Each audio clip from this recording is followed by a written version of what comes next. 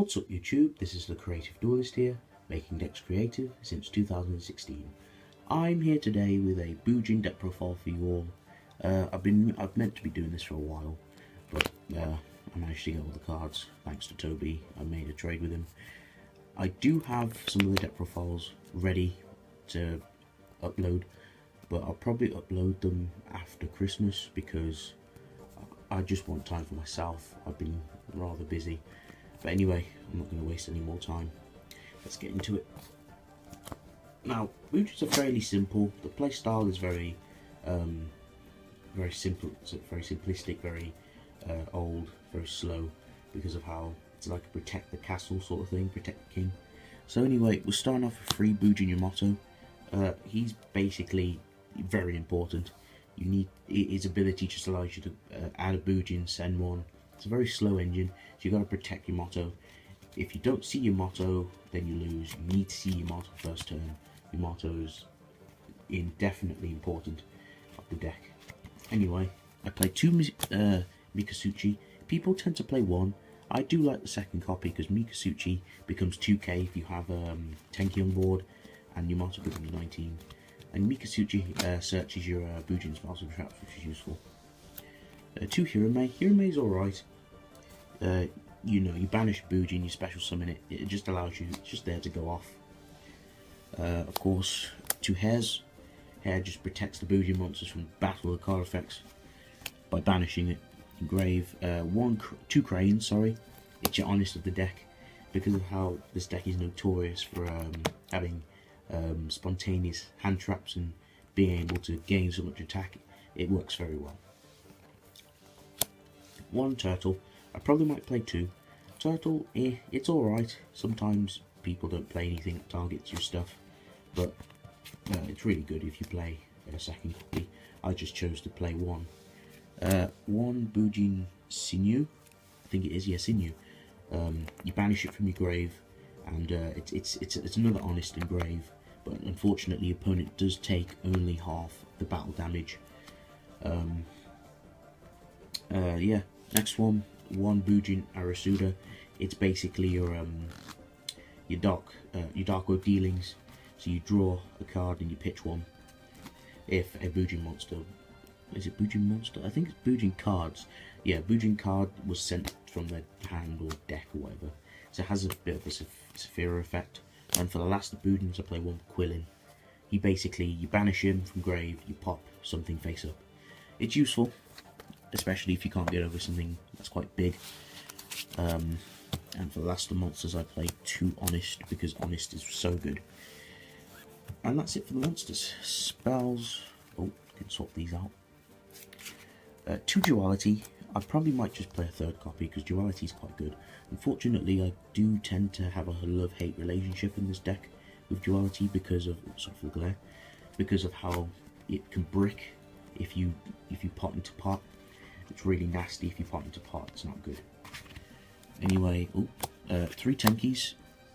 Tenki is a necessity of the deck. You need to see your motto first turn. Then for the others, three Bujincarnation. I probably might cut this down to two because Carnation can clog. Especially because of how its effect is just awkward. Because you need to control no monsters and your opponent does, so it has like a built-in Cyber Dragon effect, and it's kind of corny. I'll probably just cut this down to two.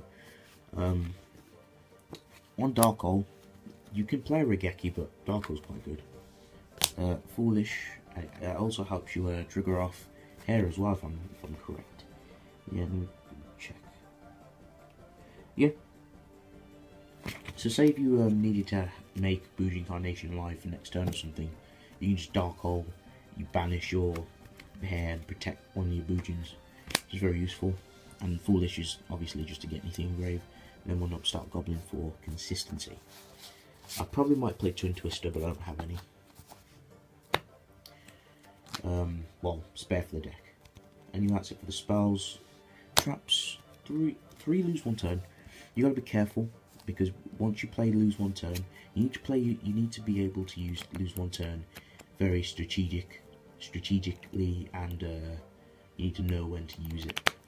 because it's not just a card where you can just spring and play it. You need to think before you play it, because it can ultimately lead to your undoing if need be.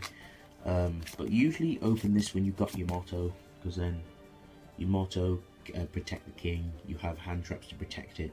You have lose one turn to slow your opponent down. So you're always one step ahead.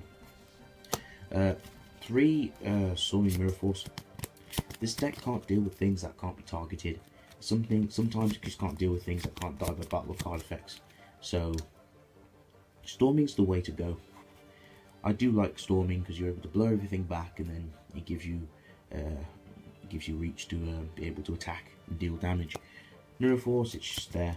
You don't have to play Mirror Force. I just play Mirror Force. I don't mind Mirror Force, but I'd rather play, what's it? I'd rather play something else, Quaking or Drowning. Drowning's really good because sometimes you may not be able to open your motto, so you can just Drowning away and then Carnation next turn. For the last 2 offs, I played 2 Time Space Trap Hole. I want to play Strike and Warning. I do have them, but I just didn't put them in the deck. So if you want to change the Mirror Forces, you can just swap them out and put Strikes and Solemn Warning in here. 1 Vanities and 1 Bottomless. That's it for the traps. The traps are quite straightforward. Alright, that's it for the deck, extra deck. 3 Susanoo, Bujin Susanoo. He's really good because he can mow down all opponents' monsters by battle, so he can attack each monster on your opponent's side of the field, and also you can detach material, take a Bujin, add it to your hand, or pitch it. So he's your motto but faster. 2 Kagasuchi. Kagasuchi just protects your Bujins by detaching materials, so it's like the lead joke of the deck. And also when he hits the field by being XYZ summon, you can excavate the top 5 cards of your deck, and you gain attack, 100 attack, depending on how many Bujins were sent. He's alright. 1 Tsukiyomi. Tsukiomi's alright. Yeah, you know, you ditch your whole hand, draw 2. It's very useful, especially if you want to generate some hand advantage. 1 Amaterasu. He's alright. I don't really make him very often, but yeah, Amaterasu's interesting. But yeah, that's it for the Bujin monsters. For the rest of the extra deck, 2 Silent Monarchs, Castell. Oh yeah, 5 Fist, Tiger King's really good. Cowboy, Samurai, and Dark Rebellion. I am missing an extra deck card, I believe, but you can play anything else. You can play a second copy of Tsukiyomi, you know, just to break the ice. But yeah, that's it for the deck. I hope you guys enjoy this deck profile. I was planning to do a deck, a dual video, but my phone had no memory and it just crashed on one of the dual videos, so I'll get that to you eventually. But yeah, have a good day. Creative Duelist signing out.